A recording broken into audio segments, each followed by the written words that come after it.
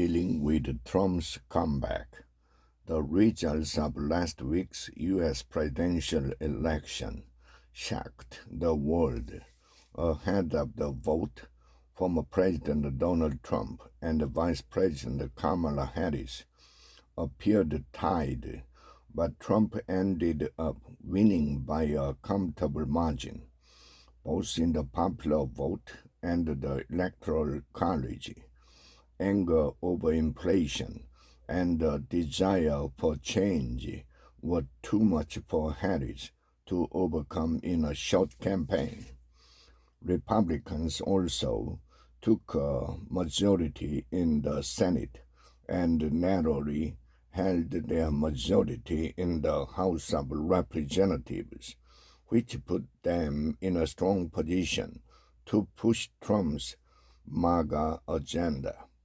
Donald Trump's strong position now, however, masks important weaknesses that will shape his term.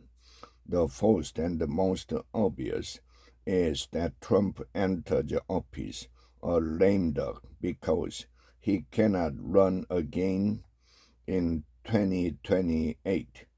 Because of this structural condition, second-term presidents have to rely on their approval ratings to remain politically relevant. For South Korea, Donald Trump's structural and personal weaknesses suggest that the best way to deal with him is to focus on the long view. Former President Moon Jae-in followed this strategy successfully while asserting South Korea's national interest. Trade and defense are early flashy points.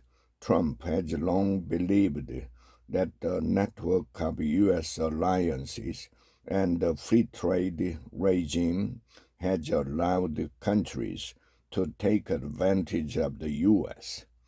These are firm beliefs that he will not change despite evidence to the contrary.